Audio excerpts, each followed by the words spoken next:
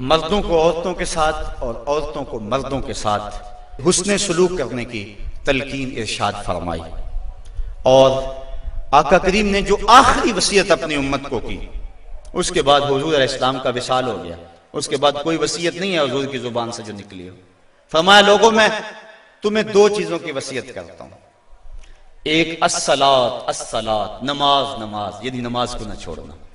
और दूसरी वसीयत ये थी कि मैं दो कमजोरों के बारे में तुम्हें अल्लाह से डराता हूं, एक गुलाम और दूसरी तुम्हारी बीवियां। इन दो कमजोरों के बारे में तुम्हें अल्लाह से डराता हूं, इन पे जुल्म ना करना। इन्होंने भाग तो जाना नहीं है, घर से निकल तो जाना नहीं है, तो इन पे जुल्म करोगे तो ये दुखी हो जाएंगे। तो आका करीम अलैहिस्सलाम ने फरमाया, इन दो कमजोरों के बारे में मैं तुम्हें अल्लाह से डराता हूं। बल्कि इस कदर हुजूर ने औरतों की नजाकत का लिहाज रखा। एक सफर पे थे, एक शख्स ऊंटों को हाँक रहा था, उसका नाम था अनजशा। तो वो जल्दी जल्दी ऊंटों को ना हाँकने की कोशिश कर रहा था ताकि जल्दी पहुंच जाए। तो आका करीम ने फरमाया, अनजशा आहिस्ता आहिस्ता। फरमाया, ये जो ऊंटों के ऊपर औरतें बैठी उनकी तरफ इशारा करके कहा, ये नाजुक आबगीने हैं, कहीं टूट ना जाएं। औरतों को नाजुक आबगीने करार दिया। आज हमारे मुआशरे के अंदर घरों में जो जंगो जदल का माहौल होता है और औरतों के साथ जो सलूक किया जाता है, बताओ ये नाजुक आबगीने सलामत रह सकते हैं? हुजूर ने तो फरमाया, अनजशा अपने ऊंटों की रफ्तार को कम करो, कहीं ये नाजुक आबगीने ना टूट जाएं। और फिर सुनो हुजूर ने क्या फरमाया, हुब्बे बाइलिया मिन दुनियाकुम सलास। लोगों, तुम्हारी दुनिया से मुझे सिर्फ तीन चीजें पसंद हैं। रंगो नूर से सजी हुई ये कायनात तुम्हें मुबारक हो।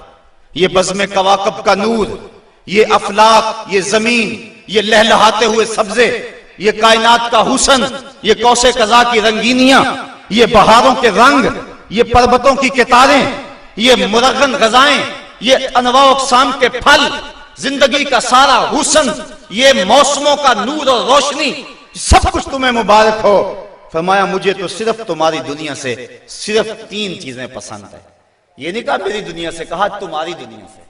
बल्कि एक हदीस के लफ्ज़ हुजूर ने यूं फरमाया कि मेरी मिसाल ऐसे है तुम्हारी दुनिया के साथ, जिस तरह कोई मुसाफिर गुजर रहा हो और रास्ते में कोई दरख्त हो और वो चंद लम्हों के लिए उसकी छांव में बैठ जाए। तो कहा, मैं तो चंद लम्हों के लिए रुका हूं, और रुक के एक एक लम्हा इंसान को जिंदगी गुजारने का रास्ता बता गए हैं। चंद लम्हों के लिए वो ठहरे हैं जिस पेड़ के नीचे, सुना है आज तक उस पेड़ का साया महकता है, आज तक वहां रोशनियां फैली हुई हैं। तो कहा, हुब्बे बाइलिया मिन दुनियाकुम सलास, मुझे तुम्हारी दुनिया से सिर्फ तीन चीजें पसंद है, अत्तीब वन निसा व जुइलत कुर्रतु ऐनी फिस सलात। एक खुशबू, दूसरी मनकूहा औरतें, और तीसरी मेरी आंखों की ठंडक नमाज में रखी गई है। तो साहिबो, मेरे और आपके आका मौला हुजूर नबी रहमत सल्लल्लाहु अलैहि वसल्लम ने यही हमें वसीयतें की, औरतों के साथ उसने सलूक करने का। और औरतों को हुक्म दिया कि तुम अपने खामद के साथ उसने सलूक करो। बल्कि फरमाया कि अगर अल्लाह के अलावा किसी को सजदा जायज होता तो मैं बीवी को हुक्म देता कि वो अपने खामद को सजदा किया करे। औरत को यह भी इज़्ज़त नहीं है कि वो मर्द की इजाजत के बगैर घर से निकले। अगर मर्द पाबंद करना चाहिए, औरत को हिम्मत नहीं है कि निकले, शरीयत ने मना किया। बल्कि हुजूर ने इरशाद फरमाया, जब कोई औरत मर्द की रिजा और इज़्न के बगैर घर से बाहर निकलती है तो आसमानों के सारे फरिश्ते उस औरत पे लानतें नाज़िल करते हैं। और फिर जब वो गुजरती है जिन राहों से, इंसानों और जिन्नों के अलावा बाकी हर दरख्त, हर पत्थर, हर शय जो रास्ते में आती है उस औरत पे लानत भेजता है। तो औरत को मर्द के इज़्न के बगैर घर से निकलने से रोका गया। उसको कहा कि तू घर में ठहरी रहना, तेरी ये वफा का तकाजा है। और तो दूसरे मर्द को हुक्म दिया गया कि तूने इसका ख्याल रखना है, जो खुद खाए इसको खिलाए, जो खुद पहने इसको पहनाए। अगर कोई नौबत, तकरार और लड़ाई की आ जाए, इसके चेहरे पे नहीं मारना। बाज़ उलमा ने कहा कि अगर मारना नागुज़ीर हो जाए, जिस तरह के सूरह निसा में अल्लाह ताला ने फरमाया कि अगर उनसे कोई ऐसा काम सरजद हो जाए तो फिर उनको मार लो, तो उसकी शर्त लगाई कि मार अलम वाली ना हो, बल्कि उससे ज़हनी तकलीफ पहुंचाना मकसूद हो।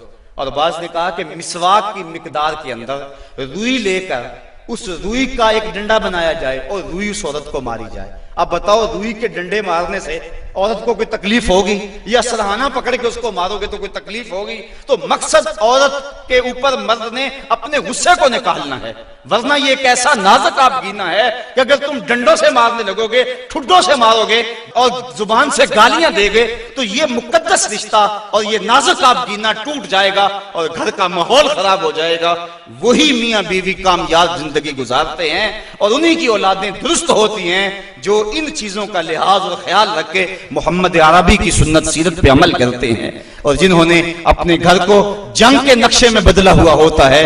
वक्ती तौर पे वो रोब झाड़ भी लें लेकिन उनकी जिंदगी के अंदर हुस्न और तमानियत नहीं होता। तो आज मैंने इस नशस्त के अंदर ये चंद बातें आपके सामने रखी।